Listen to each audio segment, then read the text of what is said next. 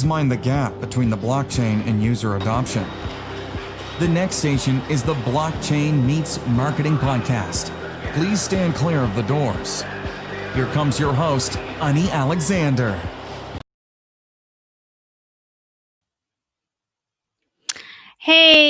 Hello there, everyone, and welcome back to the Blockchain Meets Marketing show. So again, as always, as promised, daily show at 4 p.m. London time. I go live on LinkedIn, YouTube, Twitter, and we talk about different topics related to blockchain marketing.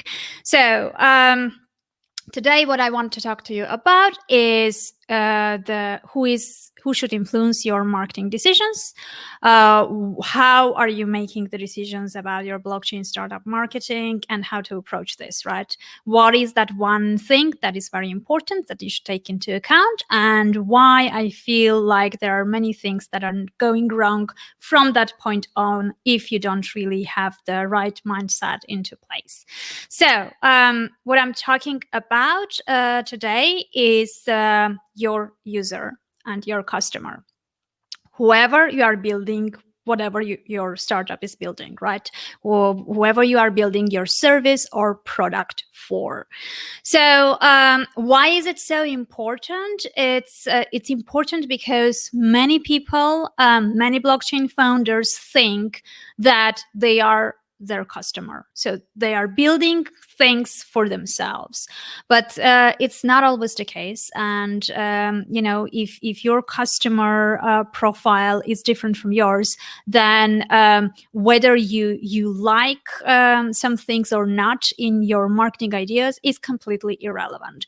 So the thing is, it's very important to know who you are building the thing for and who is going to be your user. Because the better you know about that user, the better you will know how to approach them and how to attract them and how to make them actually want to use your product.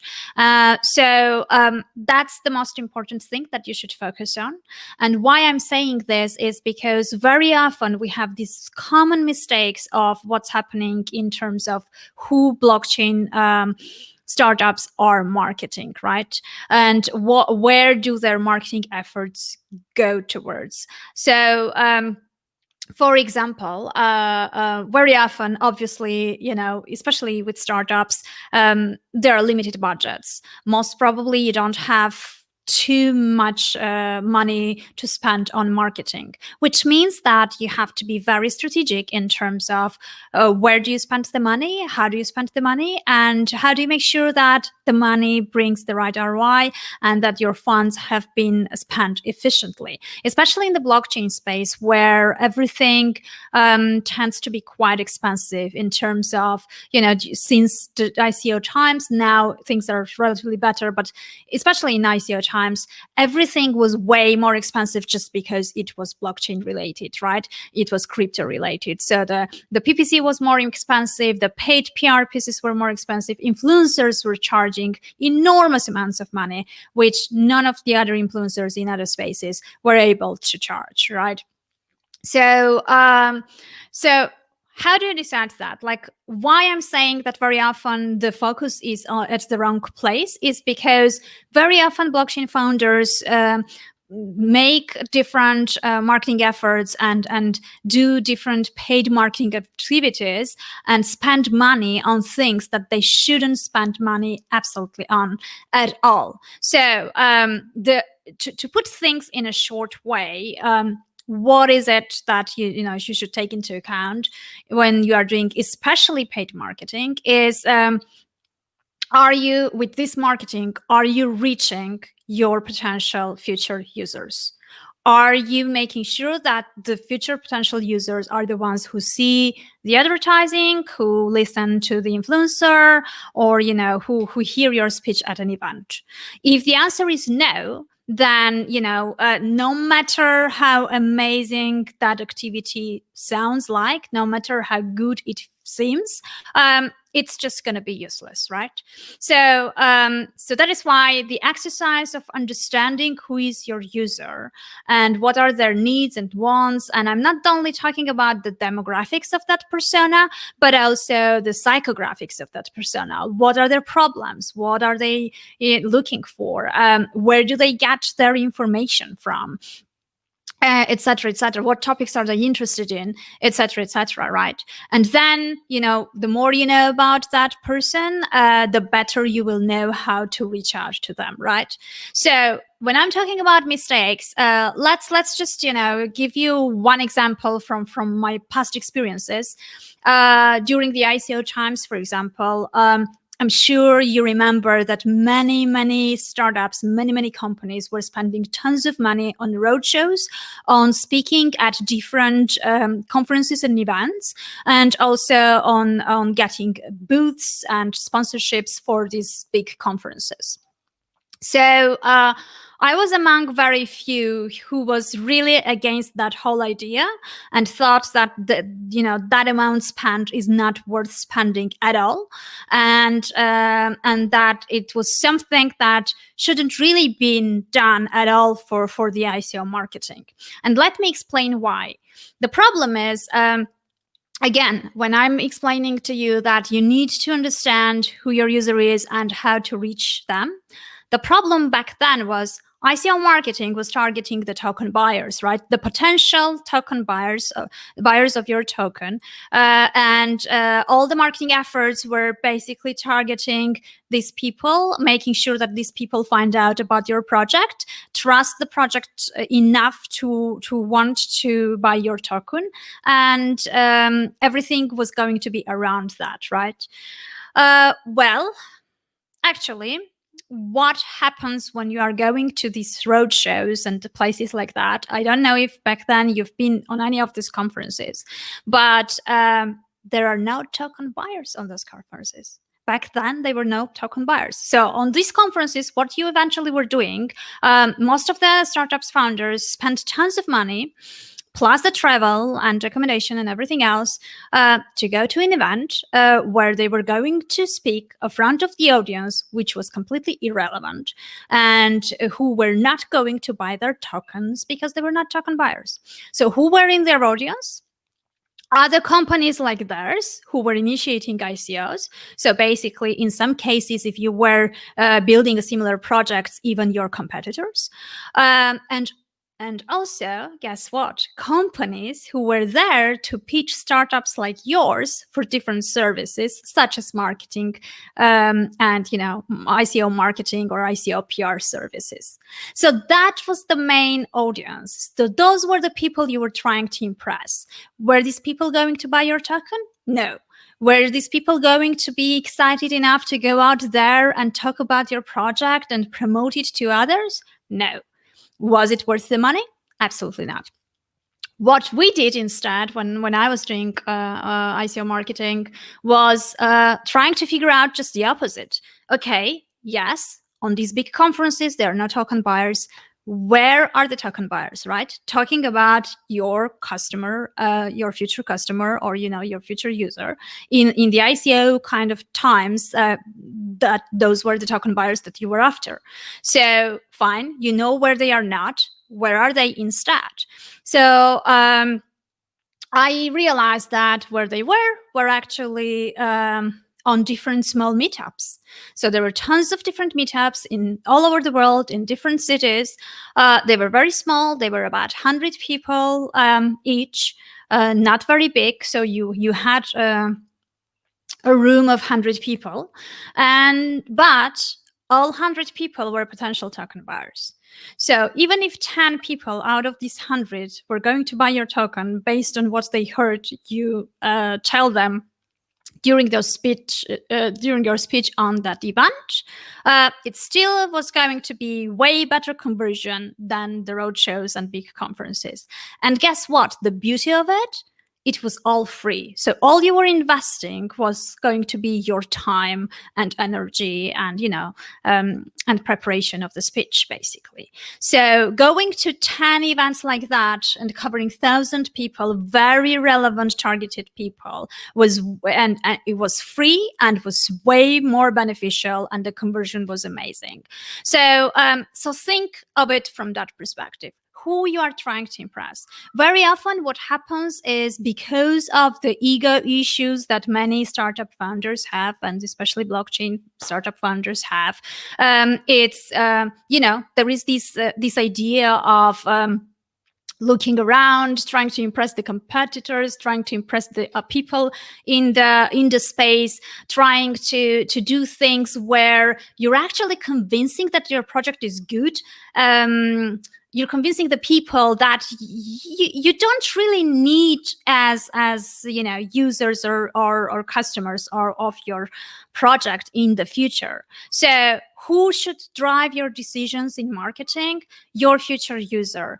Every time you're thinking about different initiatives and activities and revising the budget and making decisions about whether you should do something or not, please remember your user, who is going to be the center. I mean, your marketing should be customer centric. So always remember the customer, always put him in the center of your decision making, and think about how much this activity actually is going to help reach that user, and then make the decisions accordingly. Because if the people in the blockchain space get super impressed by you, but your service or product is providing is targeting people who are not from the blockchain space, yes, it's nice for authority, it's nice for credibility, it's nice for brand awareness, but eventually at the end of the day, it's not so relevant, because you get all that among the people who are not the people that you're going to try to acquire when you go to market. So very often what happens with the blockchain startups, what they think is that they need to target, when they say blockchain marketing, they think about actually marketing to blockchain people, right? Actually marketing to cryptosphere. And what happens very often, they think that just because they have a token, or just because they are they use blockchain technology underneath of whatever they are building, they need the crypto audience to know about them, and they have to market to them. But guess what? If whatever you are building is not built as for the crypto audience, then crypto influencers are irrelevant. No matter, even if you know a really big, nice, good, credible crypto influencer who is your friend and who's going to make a coverage of your project for free, which almost never happens. But anyway, even if that's the case, it's going to be irrelevant, because you're going to get loads of coverage, but you're going to get a coverage among the crypto crowd. If the crypto crowd or crypto person is not your ideal user base or your ideal user persona, then no matter how many people like that will see a review, a YouTube review about your project, it won't really matter. I mean, who cares, right? So please remember and think about this. Please think about whether who you are providing solution for, who are you going to try to acquire once your product or service is out there, and try to gain attention and to get exposure, exposure where these type of people can see you. So make sure that you look at it from that perspective. Don't get distracted by following and doing what everyone else is doing, because believe me, sometimes everyone can be wrong. And I know that it's you may be very skeptical about it, but sometimes it's just herd reaction. Someone did something and then everyone followed, and no one really took a step back, took a pause, and thought about whether, these things should be done or not. So just because everyone went to conferences didn't mean that you had to spend tons of money and go to these conferences if your token buyers were not there. Just because everyone uses influencers doesn't mean that you need to use those influencers, because maybe the influencers audience have nothing to do and have nothing in common with your user base, with the future users that you're trying to acquire. So yes, I mean, definitely look at best practices, look at what others are doing, but that just don't take it for granted that it's the correct way to do things, right? Just look at it from the perspective of the future user, and have it be the guiding parameter for your decision making. So that's basically what I had for you today. I am not sure if the comments are not showing up or I just can't see it. So if you're watching this, please leave a comment or leave a question. I can't really see anything popping up, so it's either another glitch or you just don't have anything to say, which is fine. It happens. But again, just to wrap this up, thank you very much for everyone who watched the live stream and who's also listening to the audio version of the podcast. This was powered by Amazix. Amazix is a global blockchain consultancy and marketing firm, and everything that I'm talking to you about usually on this show is based on real experiences. It's based on things that we have experienced and we are doing with our clients. So yeah, if you need any help, check us out. Other than that, every day 4 p.m. 4 p.m. London time, I'm going live. It's definitely, someone was commenting that it's going to be very hectic. I absolutely agree with you. I'm still on Wednesday. It's still the third day in a row. The tension is high. It's already stressful. So yes, it's not easy. But again, I don't give up so soon, and I already committed publicly. So if I said that I'm going to do it, I'm definitely going to do it. Ferdinand, thanks for watching. You can watch the replay. I'm keeping this one short, so I hope it was straight to the point. I hope I managed to convince you, and kind of it made sense why you should make sure that all your marketing decisions are user-centric, that the user, your future user, your ideal client, your ideal customer is the person who needs to be in the center of everything that you're building around him. And yeah, I'll meet you tomorrow. So thanks a lot. Take care. If you prefer the audio version, I'm polishing them up so it's less rambling. It's more kind of shorter, straight to the point episodes. Any of the platforms that you prefer, whether it's Spotify, Apple Podcasts, or whatever it is, just subscribe and leave a review if you have time. If no, I'll meet you tomorrow. Thanks a lot. Take care. And if there is any topic that you would like me to cover, please drop in comments, and I will make sure that I address this in one of the future episodes. So the last thing is about subscriptions. So if you want to make sure, here it is. So if you want to make sure that you don't miss out anything, I'm moving everything to, apart from my website, anialexander.com, everything will be there. All the versions, the video versions and the audio versions, the player, everything will be in one place with some short notes, etc. But also what you can do is you can subscribe on the Substack newsletter, and you will be notified every time something is happening. In order not to annoy you, I'm not going to send you daily emails, so don't worry about that. What I'll do is I will wrap up the week, and just in one newsletter we'll add all the 5 episodes, all the 5 pieces, so you can check them out all in once, and I don't clutter your inbox either. So sign up if you don't want to miss anything and you want to be notified about the future things that will be coming out. Other than that, I'll be around and I'll see you tomorrow. Take care. Bye.